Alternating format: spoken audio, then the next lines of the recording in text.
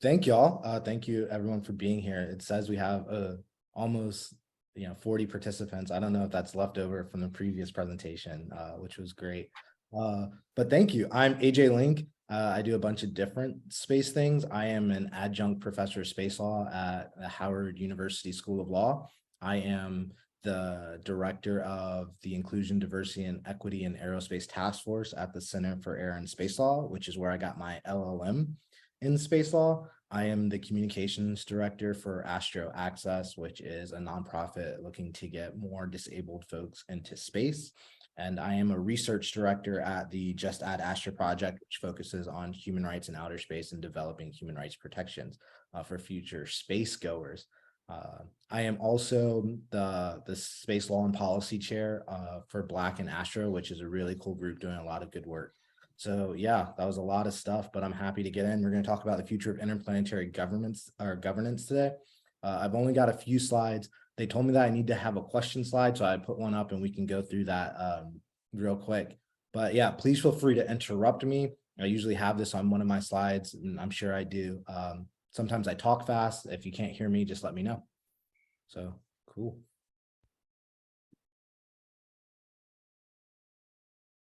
Oh.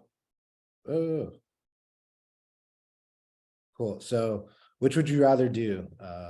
Go to Luna, the moon, and come back, a one-way trip to Mars, or stay on Earth? You can put your answers in the chat. Hopefully no one has a screen reader, and if you do, let me know, because I know that that can be slightly annoying when you have a bunch of stuff going on in the chat. And also, because a lot of people are here in the room, you can also, shout it out and say why if you want to. So we have number one, and then number two, and number two, and then number one, and number one. Oh, and Charlie's wife says one, a lot of ones. One. Live in O'Neill cylinder. That's mine too, AC. Number two after age 70. All of the above, Rebecca. Oh yeah, thanks, Terry. Number three. Finally, some threes. I knew there were some threes. Yeah. A lot of people don't realize that a lot of people who love space don't want to go there. Yeah, another number one. Yeah, I actually don't want to go to space until I have to. Like I don't. Nah, it's scary.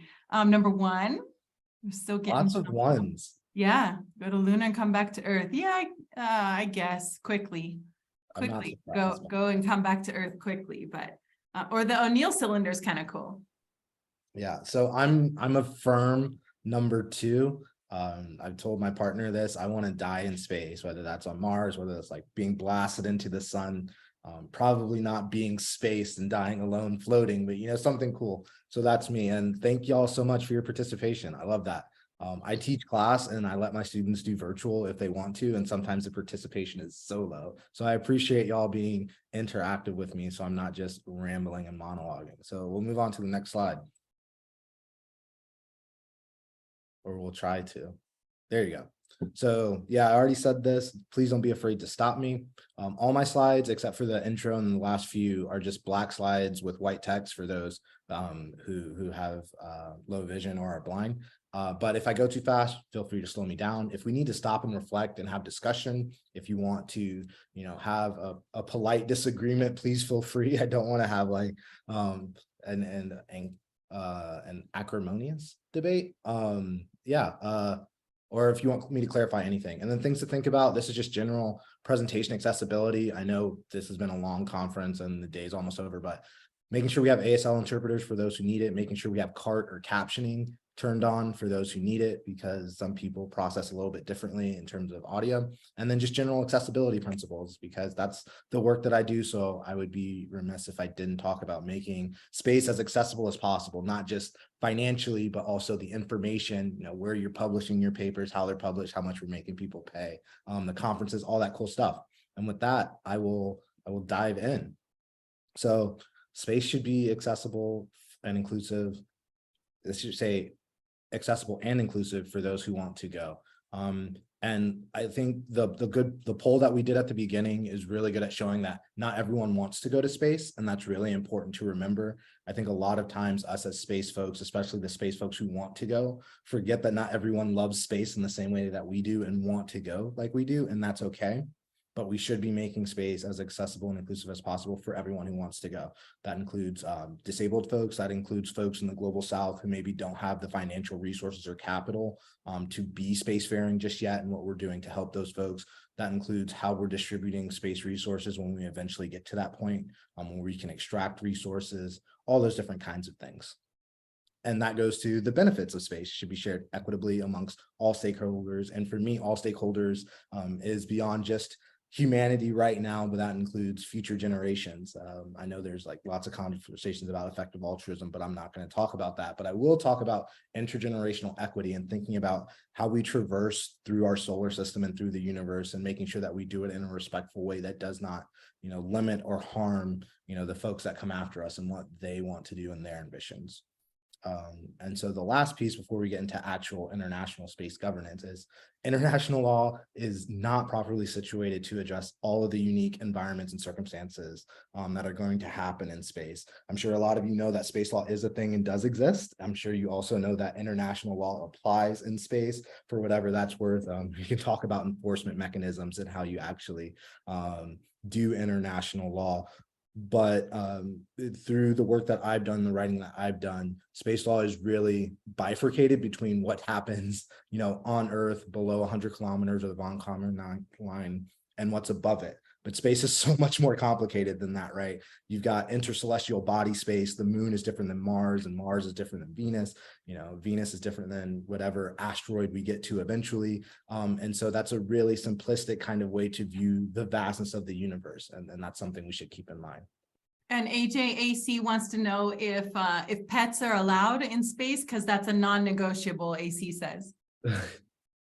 So I think that's a really complicated question when you think about what autonomy means, when you think about what self-determination means, and we'll talk about that. And depending on where you fall, in the US, we call it animal law, but, animal rights, what's it like to give animals autonomy? Like, do your pets have a choice? Do your pets want to go?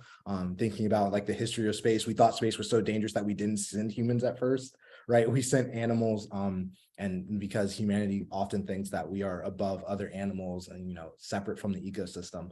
But that's a really interesting question, right? I don't know the answer to that. I'm not going to pretend to know the answer to that. But I'm sure there are some animal law experts or space ethicists or animal rights experts that would have, things to say about that. How do we know how a 0G or a microgravity or even a macrogravity environment affects non-human animals? I think that's a really interesting and fascinating question, and I'm sorry for going on a tangent for that, but I think that's great. Yes, it's a good shout out to the first animal in space being a dog.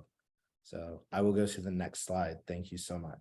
And if we want to stay talking about animals, I'm happy to get pushback on if it's okay to take animals to space without their permission.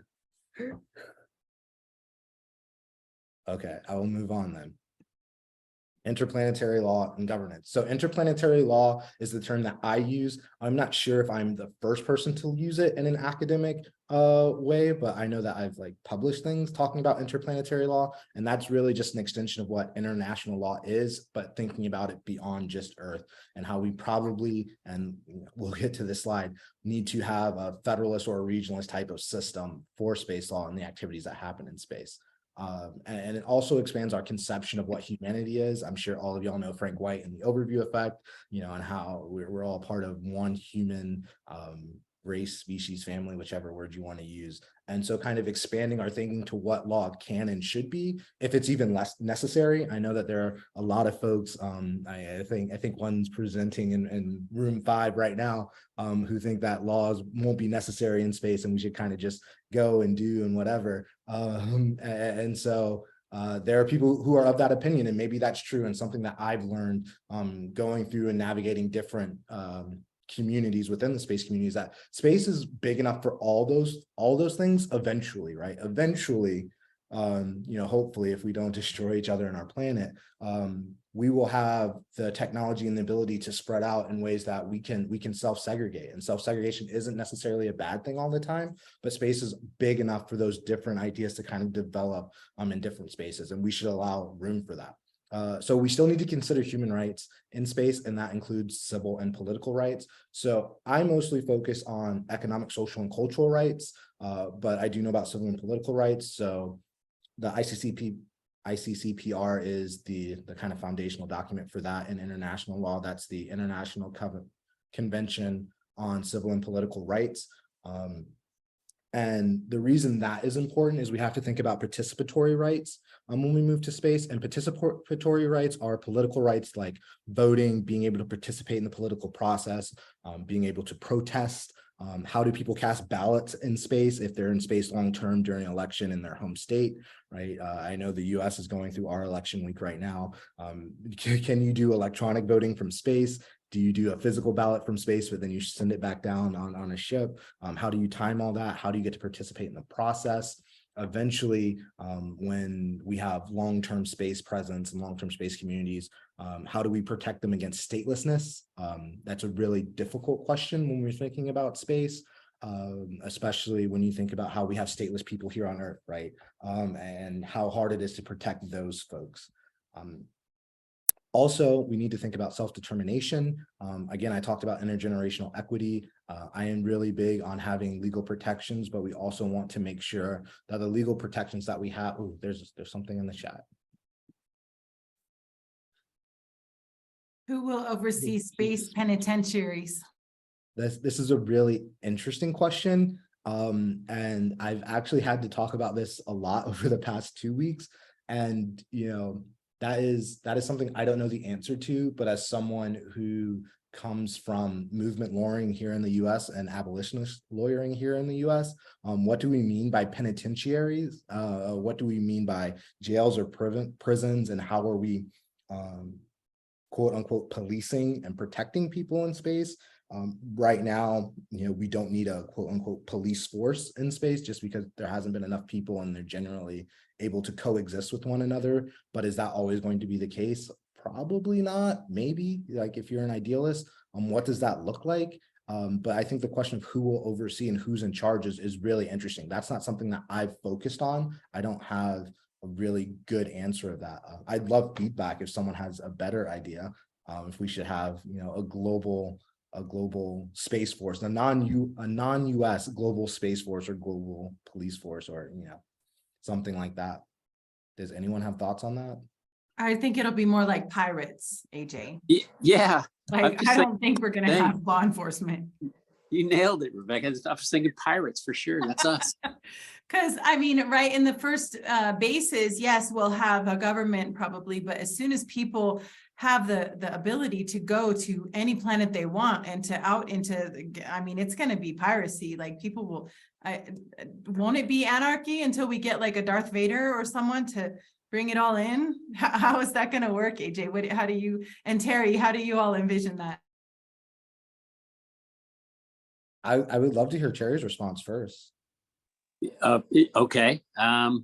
Just literally since the last conversation we were having previously, AC, which was, you know, our whatever competition that we have in space. Granted, competition is a good thing. When we start fighting each other in space, that becomes more of a crisis of humanity.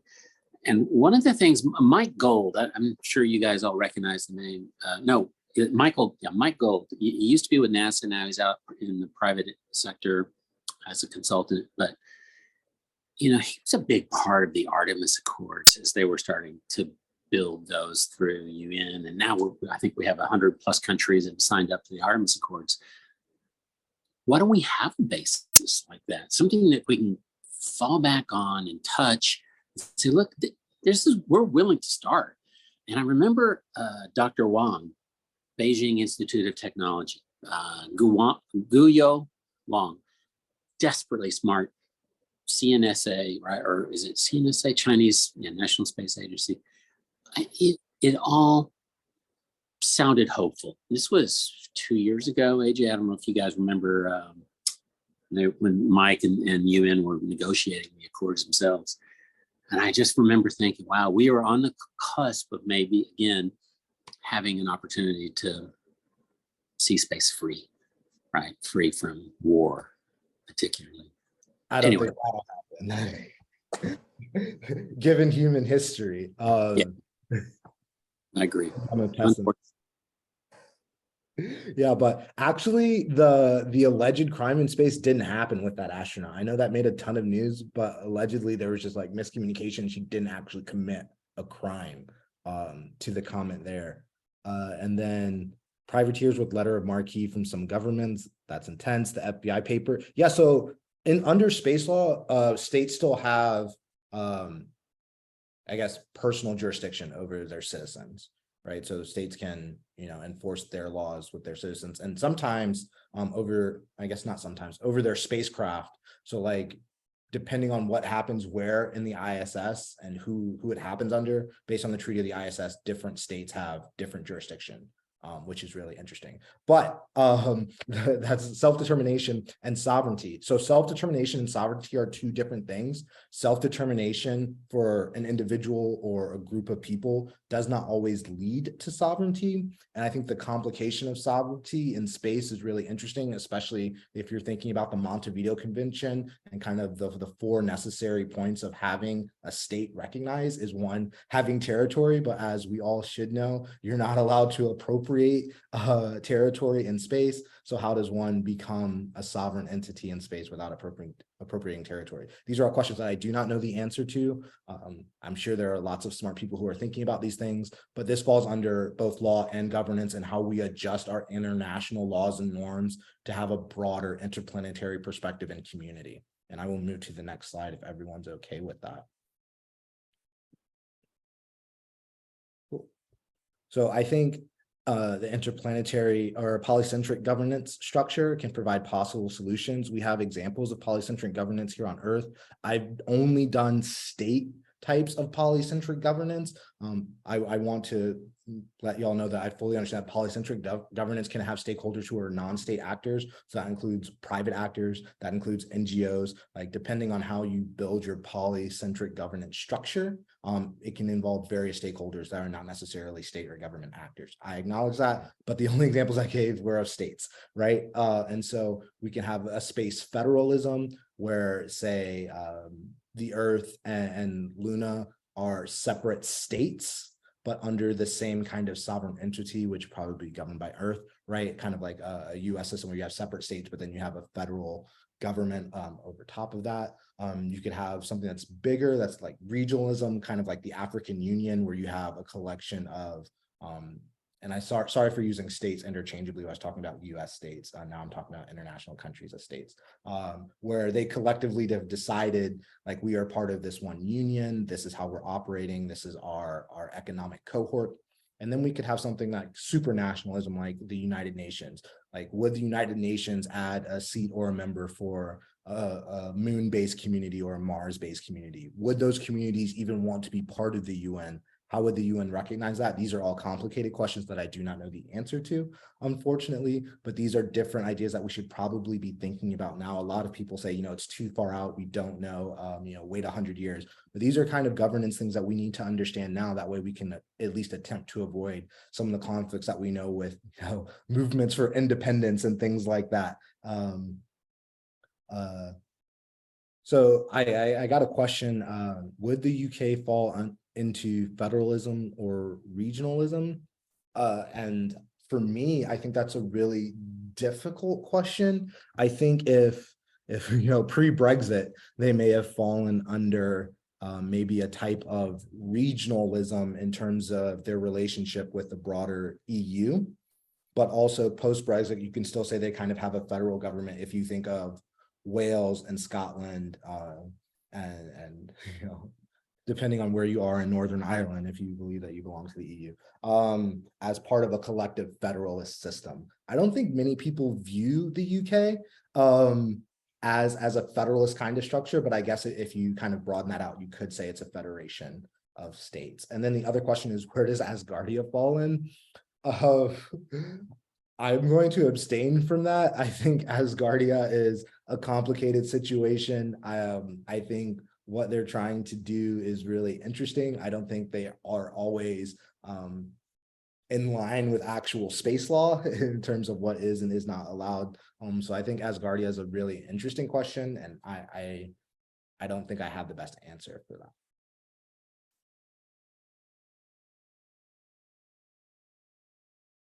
Cool.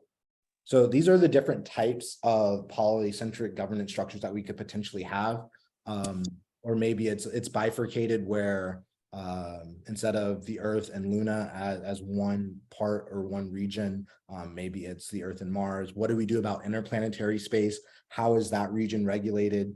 How do we define when one region's laws are in play and when another's are? Is it kind of like, you know, law of the seas where, you know, if you're in international waters, there are different rules than if you're, you know, 100 kilometers from Earth, but you can't really use 100 kilometers on the moon because the Von Karman line is like weird. I don't know. How do we do all these things?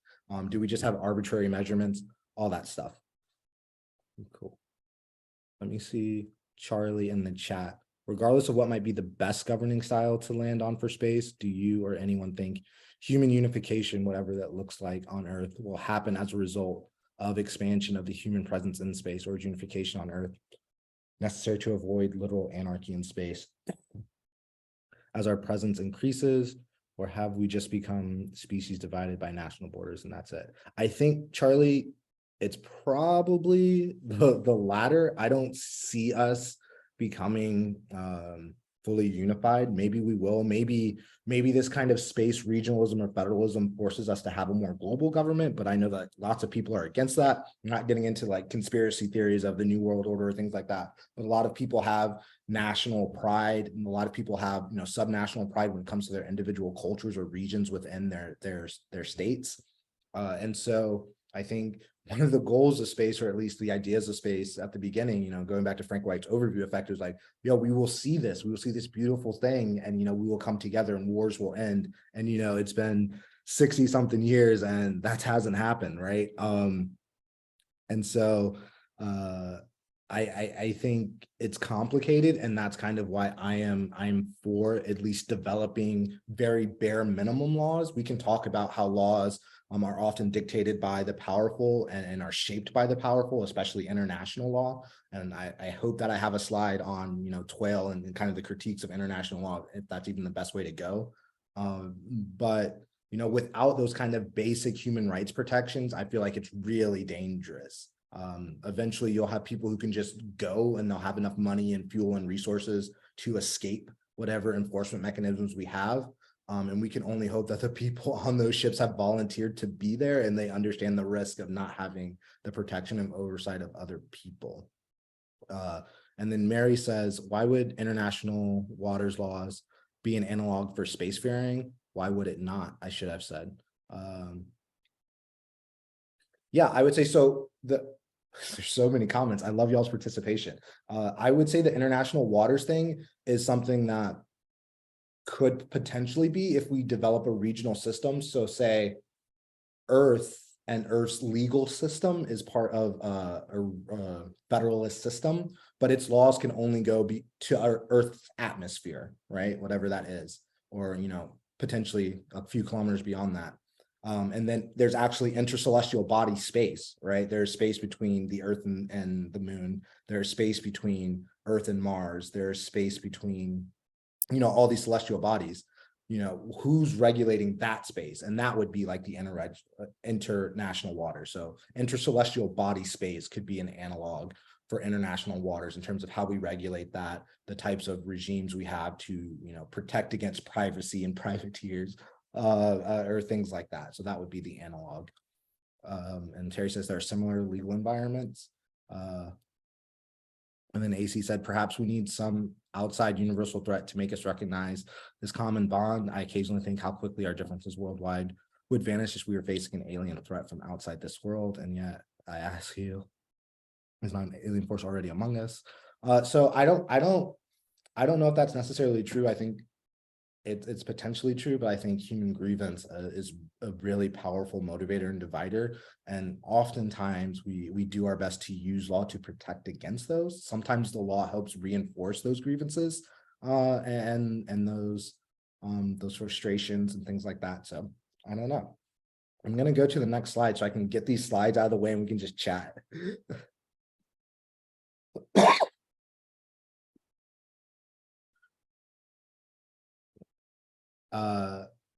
Yeah, So outer space is a realm of possibility and all that cool stuff. I think the most important part of thinking about interplanetary law and governance is that we don't necessarily have to have firm laws in place right now, but we need to be discussing what kinds of systems we want to build. That way, when we do get to those points where potential people on the moon, and what if there are several different moon communities, right, who want different types of independence? What does that look like? What if there are people, someone talked about, O'Neill cylinders? What if they want independence? Are they allowed to have independence within intercelestial body space? What does that look like?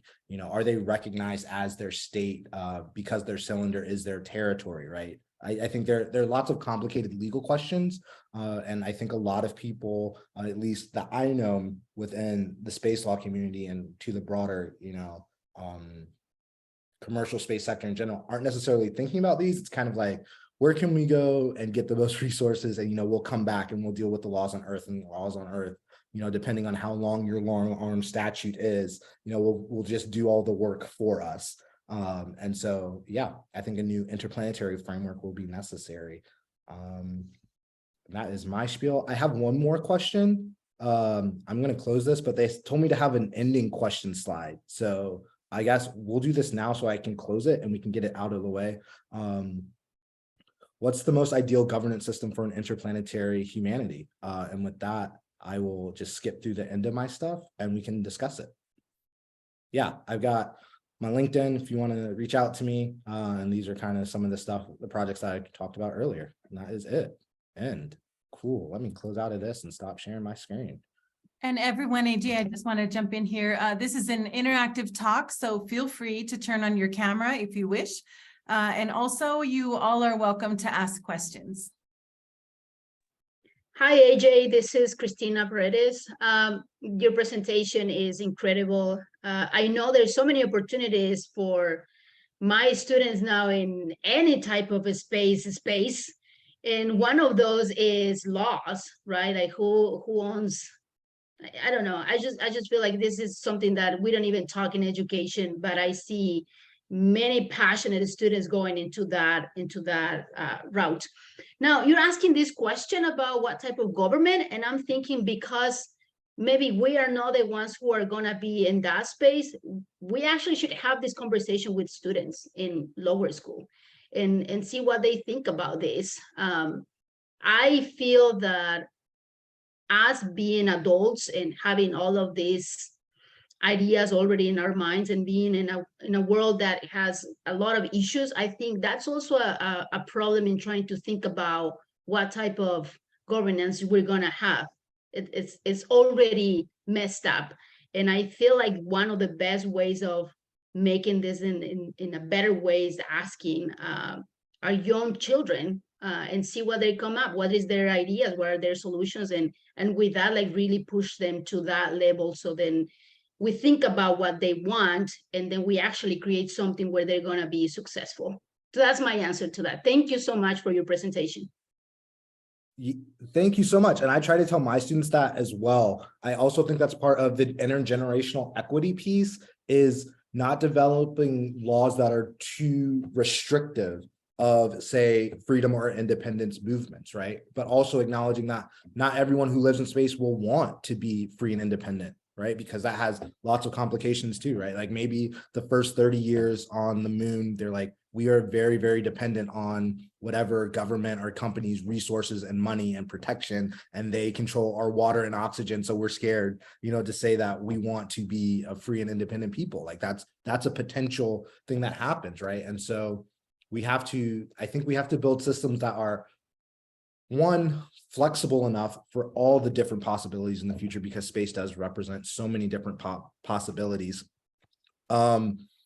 But two, again, kind of a baseline protection, right? Like I think we can all agree that you shouldn't be allowed to shut off someone's water in space and not face consequences, right? Like having access to water in space should be a basic human right that we can all agree on. Maybe we can't. I think we should, right? Or having a breathable atmosphere, right? And making sure that people don't have a poisonous or noxious atmosphere, right? Maybe that is something that we can all come together and say, we should firmly write this, whether that's an international law instruments, whether that is in state instruments, and make sure that we have specifications for how they apply in space. I think those kinds of things we can build basic protections, and then we can have larger conversations about what systems we want to build, or we're setting the infrastructure to build. There's so much going on in the chat. I'm going to try to keep up with it. Can't we just enforce, the rules that the UN are really throwing out? I don't understand why there are rogue nations who just don't care. It just freaks me out. I don't understand. I guess. Yeah, I guess so. Terry, do you have a legal background? No, I don't. No, I've been sued a few times, but okay. So I guess from a legal perspective, it's really, really hard to enforce international law. And a lot of international law is the honor system, or a lot of the enforcement of international law is not actual enforcement, but political pressure, right? So we won't necessarily enforce human rights protections, but we will put political pressure on you internationally when you violate human rights. So isn't it a value proposition then? Why wouldn't we just say, again, I guess everyone has different levels of values, right? That's really what we're faced with. Well, I think, yeah. And I think part of the issue that space is facing right now is what happens if commercialization speeds up so fast that it goes beyond like you said, why don't we just enforce the laws that the UN has right now? What if it goes beyond that, right? Some people in the private space sector said, I can go to Mars and I can have whatever rules I want, and the rules of Earth don't apply on Mars. Some people have said that, and that's not an exaggeration, but like, how do you stop that? The legal answer is, well, the US is responsible for all actions of its private actors in space. But it goes back to the point of, it's really hard to enforce international law. So maybe the US would face international pressure. And that might be a thing in the next 30 years, right? But over the past, half century, international pressure hasn't done much to change US decisions. And you also have to think about how the US government hasn't signed on to a lot of international human rights treaties, which is, and they don't often ascend to the ICJ. So like, I think the idea that we can just, allow the UN's current laws to operate and we'll be okay is a possibility. I just don't think that will actually work long term. Yeah. That's AJ? Yeah. I had a question about, thinking about post-nation state reality. And I know you reserved that for the younger people to think about, but some of us think about that. It's a little bit of what my talk was about. I won't reiterate that here, but just the main slide that I agreed with you on was the regional, like when you broke down the polycentric models. The one I like the best is the regional, like the Arab Union. And if we had like a or let me just put this out and see how you'd react to it. What if, like, in the next 100 years, we know that we're likely just going to be a tri-global civilization: our moon, Mars, Earth, maybe some space stations, maybe some asteroids. But basically, in the next 100 years that we can affect, it would be like let's just say, for the sake of argument, a tri-global civilization. What if that tri-global civilization was made up of a bunch of Arab unions, or the equivalent? I use the Great Lakes region. I'm from Ohio, East Coast, West Coast. I call it cultural bioregions, but regions, like 3 globes made up of a lot of regions. So we get beyond, or at least parallel to, our current nation state system that does such a good job of either oppressing us, sometimes protecting us, but mostly going to war with each other. Could we configure like a 3 globe nation or civilization made up of smaller units of analysis below the nation state? I think it's possible. I don't ever like to say nothing is impossible. I think it's possible, but I also think, like, you use the US, and I'll go with that because I'm in the US. I'm based in the South, and there are strong cultural ties there, and a lot of the rest of the US looks down on the South, for lots of different reasons, whether or not you agree with that. But we actually don't have like a definitive region for the South. I'm sure Martin, being in the US, like different states claim whether or not they're part of the South, and some of them tie that back to the Confederacy. Some of that tie that back to Dixie, which is, not quite analogous with the Confederacy, but it's different. And so having those kind of cultural separations, I think, is great. I think that's part of self-determination, but I don't think that helps us in a legal sense. So to go to your question about the kind of tri-globe thing, I think it's possible, but what's the system that we have? Do we just expand the UN and what that means? Do we create a new body on top of the UN, where the UN is the representative of the globe in that tri-celestial body system? How do we do that? How do we create seats for that? What does the charter for that look like? Does that charter give independence to the moon or different spaces in the moon or Mars? So what if there's a community on the moon that wants to be free and independent and one doesn't? Do you allow the whole moon to be independent? Is it just that community? How does that governance structure work? What do those potential treaties look like? Do we become like a post-law society, whatever that means? I know some people have talked about that. I'm not prepared to get there yet. But maybe it's possible.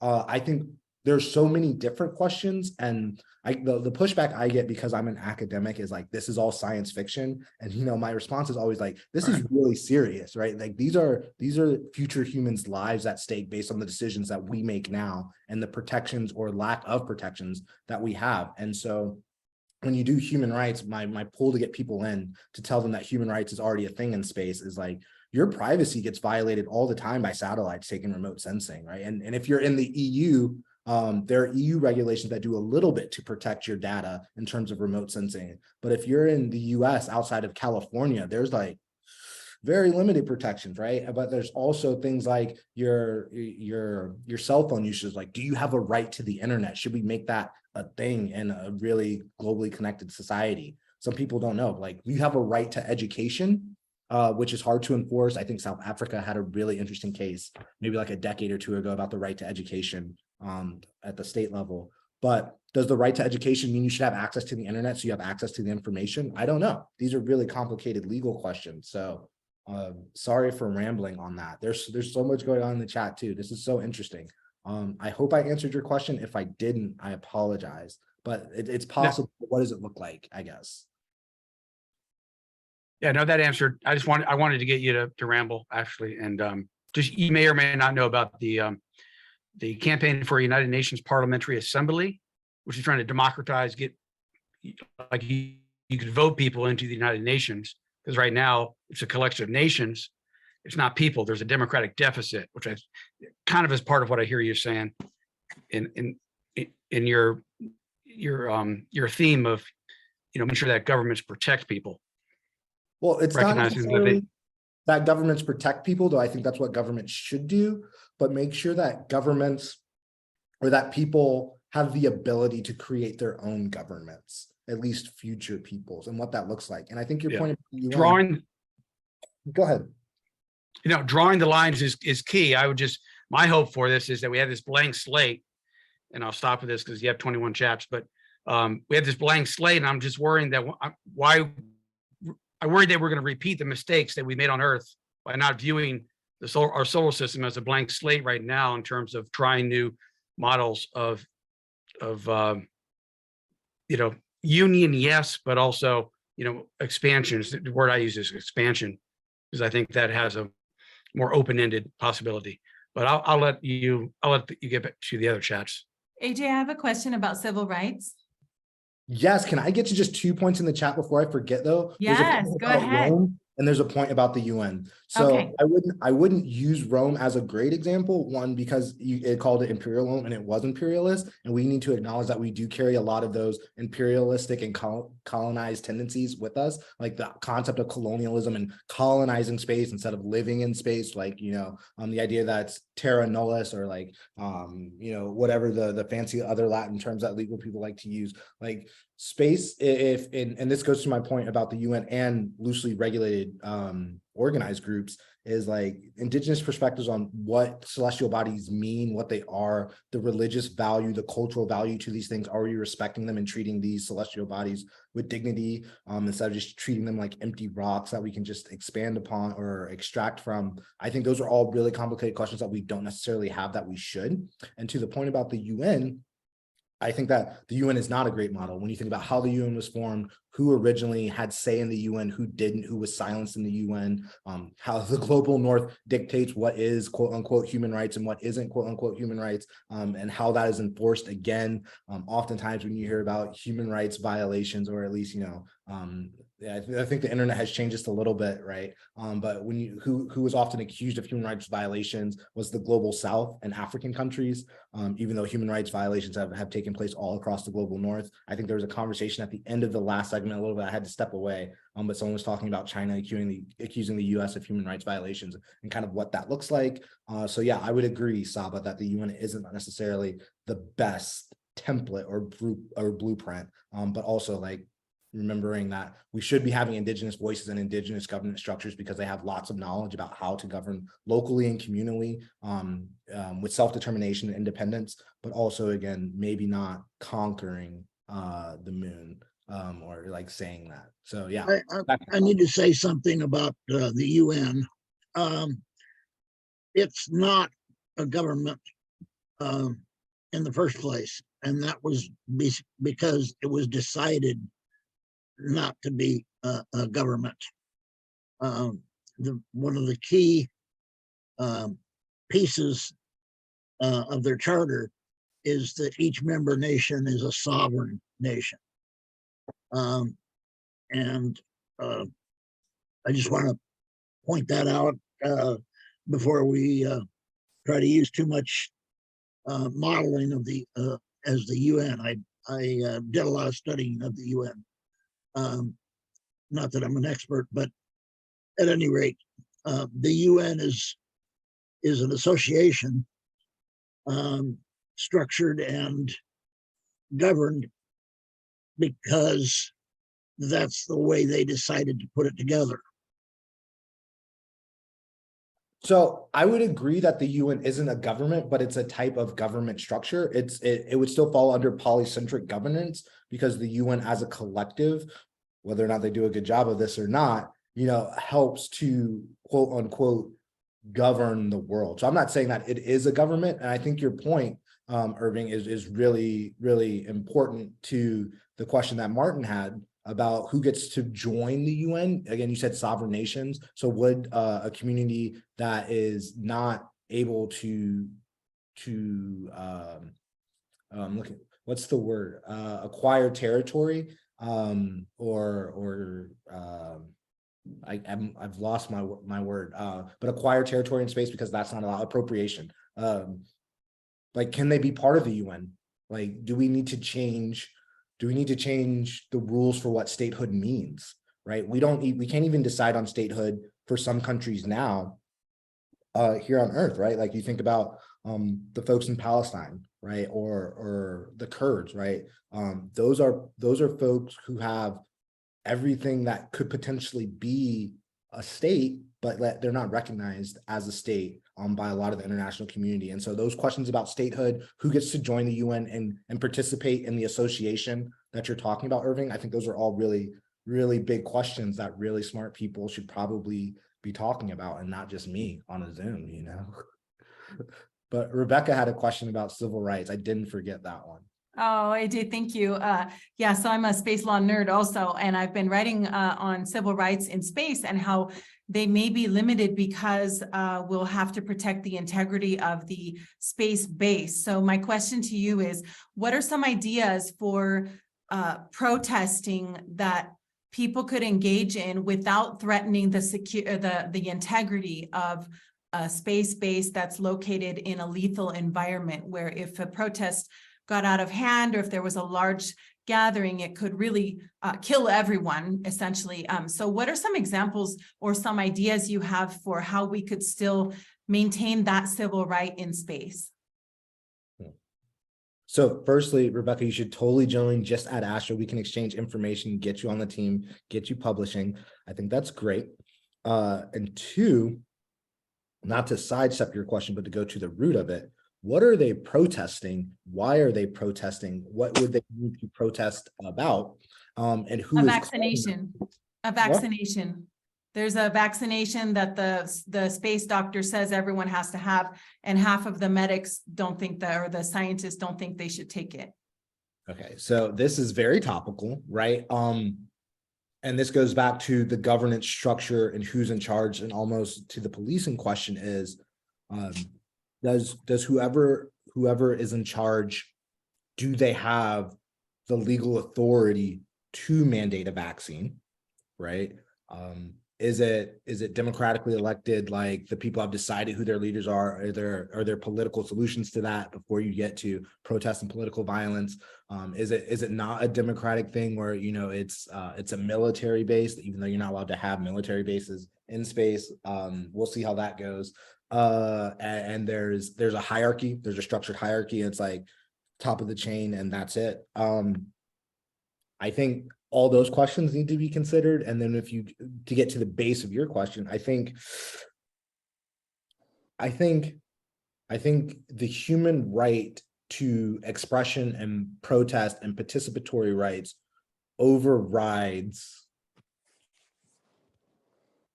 the collective safety of the base. I would have to think a little bit more about this. I've never encountered this question, but I would say to quell that right, to limit that right, because if you're going by international law, those rights, specifically civil and political rights, are non-dirigible, right? Like you can't encroach on them.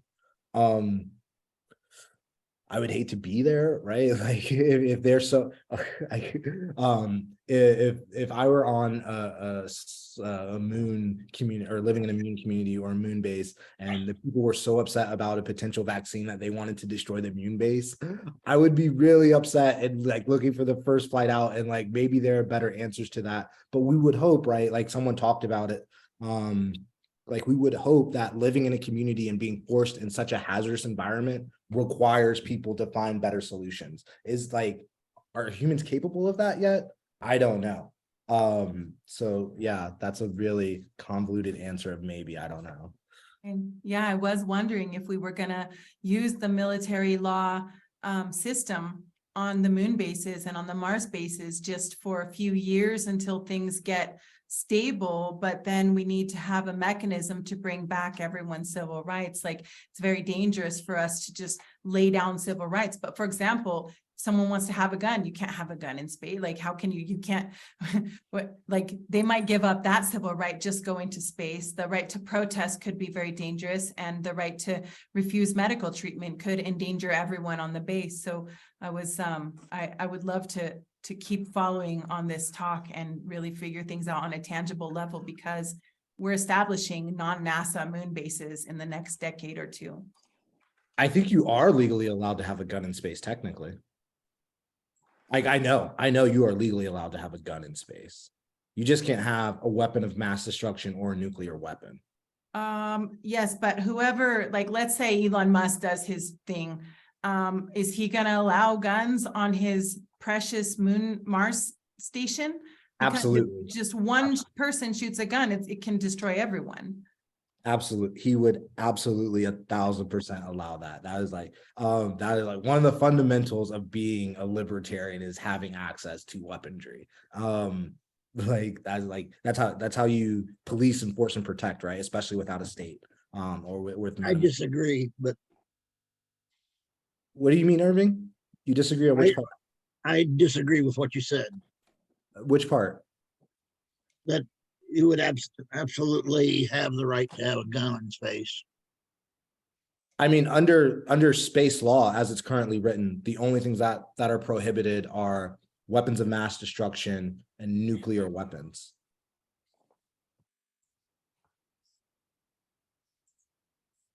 Traditional firearms aren't prohibited. I wanted to come and talk a little bit about.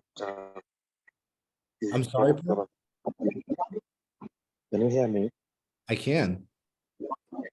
All right. I wanted to take back a little bit to the question of governance in space, and I thought that basing the governance on the United Nations would be backed by what space governance should be. On our previous conversations at the Overall Ticket, actually one time we discussed this. How would human beings govern themselves outside the earth, away from Earth. I think it will be a chance, now that we're talking about governance, it will be a chance to do everything right that wasn't done right. And like you said, I love that you mentioned that the United Nations are yet to, they do a lot of corruption to me. In fact, when I talk about the United Nations and everything that is discussed in the United Nations, looking at the plight of the Palestinians who are still struggling for, for the independence. Whereas just in South Africa in 1994, when the British colonialists were, were segregating the South Africans in their own land, the same thing is happening in Palestine. Another country is actually colonizing. It's actually apartheid. But the United Nations is just too blind to it. They don't even see it as an emergency. But guess what? When Russia hits Ukraine, everybody is hands up on that is wrong and that should not happen. So to me, they have not done everything wrong, but it would be a good time for us to ask ourselves, where did we go wrong? And for us to do it right this time. So one thing I'm very proud, because like somebody said here, we are discussing about the future of people who will be living in space. They will look back at what we wrote down as the right way to govern themselves at that time. And I believe we have the opportunity, as it stands, to actually do it right this time. Yeah, I think there is the opportunity, and I also just want to be fully hesitant because, again, law isn't neutral, right? Law has been used to suppress freedom movements, right? Laws have been used to strip away people's rights, allegedly. Like, I guess Rebecca gave a great example, in order to keep the peace, quote unquote, right? And so, as someone who works in law and understands the power of law, I think it's really important that we talk about how we can protect people, but we also are really hesitant and thoughtful about what kind of laws we're crafting and the restrictions they have, right? And are those restrictions good or bad? Will they be good or bad in 200 years when there's a completely different landscape of who is what and living where? So I agree, Paul. It's really difficult, but we do have the opportunity. And Irving, I put article for the Outer Space Treaty in the chat. So, yeah. Yeah, it depends on what you mean by peaceful purposes.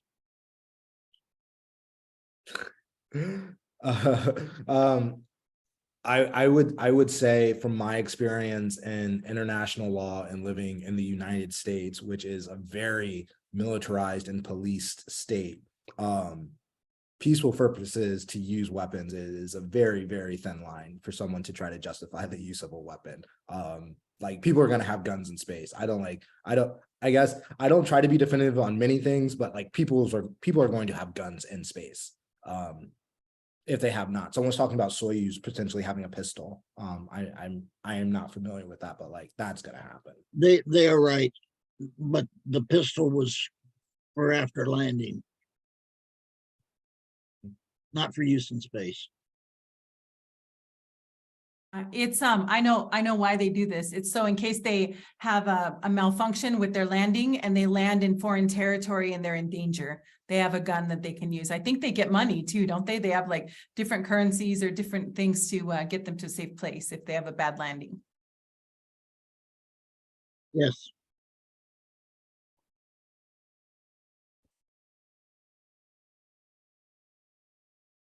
But they could also be viewed as a weapon of mass destruction in a space station. Yeah. There's a question about the Roma and the UN. I would say, unfortunately, the Roma probably couldn't join the UN as a state because they don't have a defined territory. That's like one of the huge issues with that. And I don't know about Typhoid Mary having the right to work at Jack in the Box. I think so that private business, right, having rules and regulations is different than the government having rules and regulations. And in space, it's very difficult because the governments are responsible for any actions of the private actors. So does that mean like they have to abide by all of the government rules and policies. I don't know. That's a complicated question. But I would say I probably don't want Typhoid Mary. I don't eat at Jack in the Box. I don't really, there's no Jack in the Box in Washington, D.C. But yeah, I would very much hope that she's not working there. And I think it's okay if she doesn't. AJ, thank you so much for being here today. We have about 3 minutes left, so feel free to make some closing comments or to take another question or two, and we'll be wrapping up in 3 minutes for a 15-minute break, and then our capstone session. Be sure to join us for Frank White. We'll be speaking in about 17 minutes. So go ahead, AJ. I will so my partner works for Goodwill, so I will also say no to the Goodwill cafeteria AC. I don't want Typhoid Mary around there, but I would say I think these questions are really important. I don't know the right answer. I don't have the right answer. I like to think about these questions, and I try to root them in legal analysis and make it as applicable as possible and accessible as possible. Again, to kind of push back from the folks that say like it's too science fiction, it's too far away. Like these are real human concerns.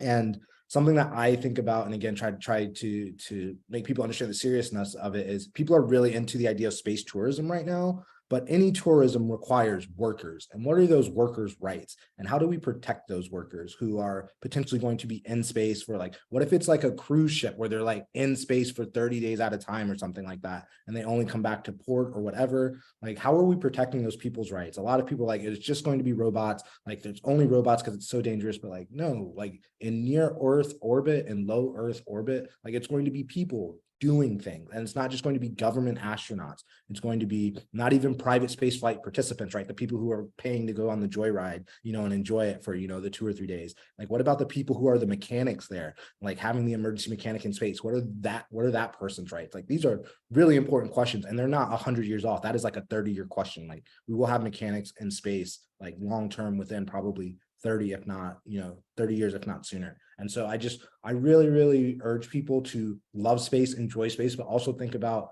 like, how do we become better human beings as we go through space? Because we have a lot to work on and a lot of things that we just haven't really talked about as a society in order to protect other people. And thank y'all so much for coming. I truly appreciate it. I know there are other talks you could have gone to, so I